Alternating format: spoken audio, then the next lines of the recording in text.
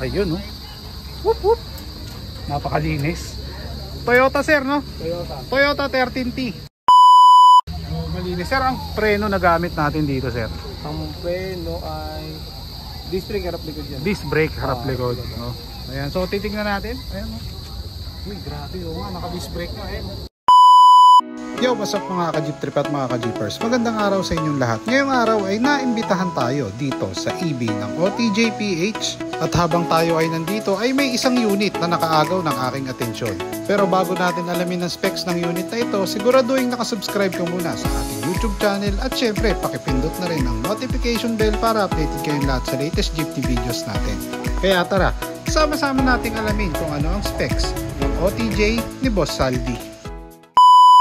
Okay yan, so magandang araw sa inyong lahat. Kasama natin si Boss Saldi. Si Boss Saldi ang owner na itong isa sa mga pinakamakikinis na OTJ na lumapag dito sa EB. Sir, kwento mo naman po kami about sa unit natin. Itong order na to kay si Airpad to. Okay. Nabuyback ko lang to nung last year.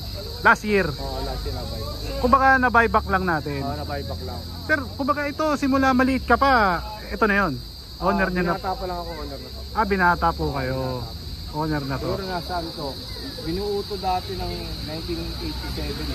1987 1987. Sino po pala ang bumuo, sir? Si Kuya Boyet sa Kanubay. Sa Valenzuela. So matagal na palang nagbubuo si Sir Boyet ng mga ano, no? Ng owner. Way back noon, magkano inabot naman to, sir? Nung in-assemble namin yung Papa to, inabot to ng almost 400,000. 400. 400. Yun. So, eto, ano makina pala nito noon? Noon nung unang buo. Ano unang buo namin ng makina ito, nakuha namin ito 4K na. 4K. Kasama na yun doon. Sir, sa 400, kasama na po yung rehistro doon. All. Kompleto na, pati kompleto na pa sa under na. Kumbaga gas and go. Oo, gas and go na. Ayan. Sir, ano makina na nakakabit ngayon dito sa atin? Ayun na nakakabit ang makina dyan ay 13T. 13T. Ayan, so pwede natin makita. Ayun, no? Whoop, whoop. Napakalinis. Toyota, sir, no? Toyota 13T sa makina. And then syempre naka-headers.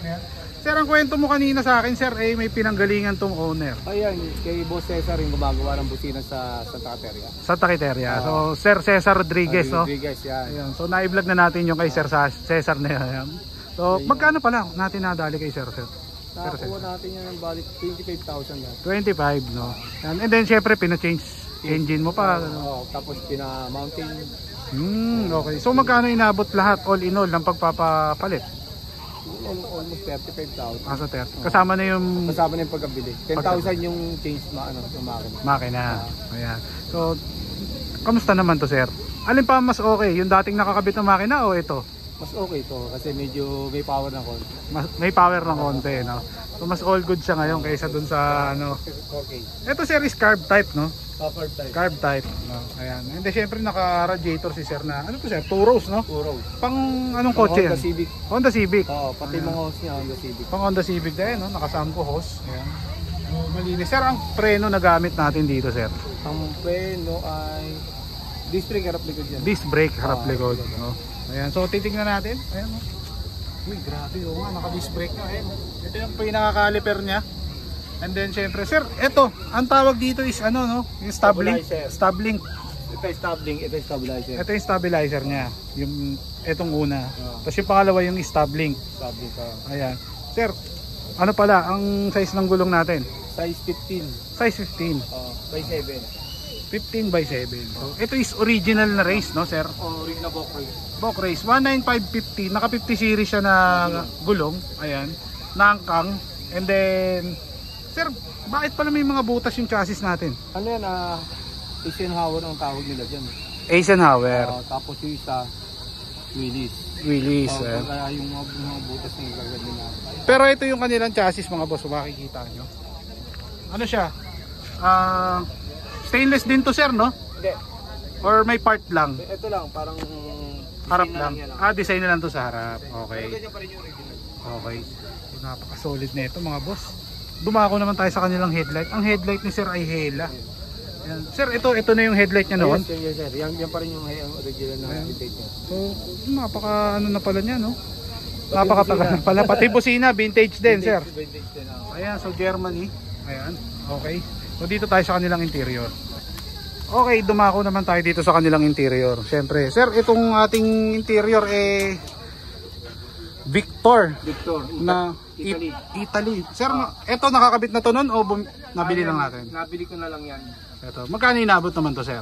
6.5. 6.5, no? Kaya ako naman kinuha yung Victor na kasi kapangalan ng papa ko. Ayan. Victor. Pero anong original na brand neto? Toyota. Netong steering wheel? Oo, Toyota na. Toyota na original. So kumbaga yung pindutan lang is kinuha lang nila na Victor. And then syempre, ito yung kanilang interior, sir. Parang may ano tayo sa transmission, sir. Kasi nagpalit nga ako ng makina. Tumama na yung cover niya. Ganun. Kaya tinabasan na natin. Kaya tinabasan ko, tapos papalit ako ng panibagong cover. So kumbaga lalagyan pa ulit ng panibago. Ayan. Okay, next natin syempre itong mga gauge niya. Parang napakasimplihan lang ng mga gauge natin na to, sir. Yes, sir. Ito napakasimple. Ito, sir, mga Italy ba to? US daw yan, sir. Nabili ko yan sa tao lang. Kaya Boyet ko rin nabili yan. Okay, so US to. US. Ayan. So meron din silang RPM. Para sa RPM, meter. Ito, sir, saan natin na-score to? Yan nabili ko lang sa tao lang din. Sa tao lang din. Ayan. So all goods, ito yung kanilang interior, mga boss. And then dito tayo sa likod.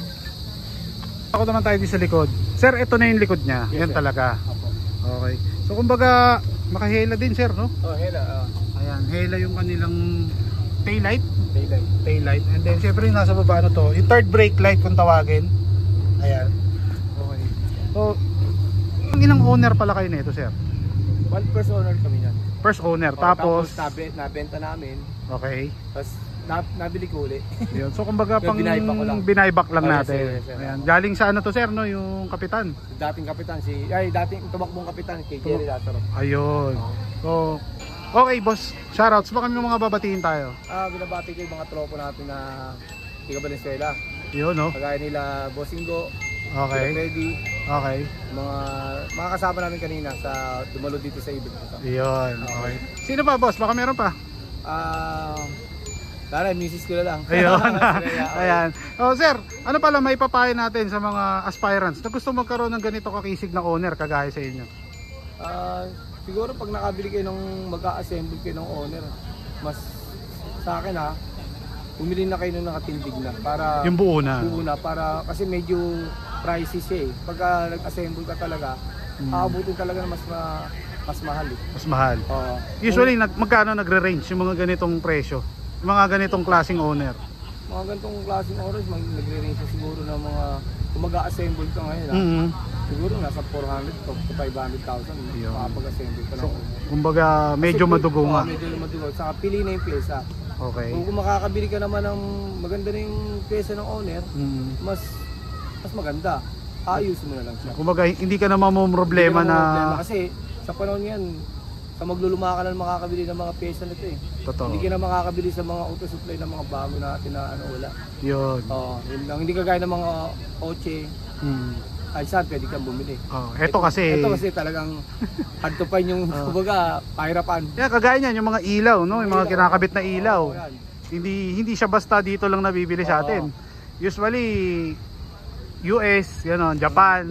Ayan. Kagaya yung hela, wala tayong mabibiling hela. Ayan. Sa mga magluluman lang tayo. Saka kung ano yung mga nakalagay din sa PUJ, yun din ang nakalagay sa mga owner type Jeep.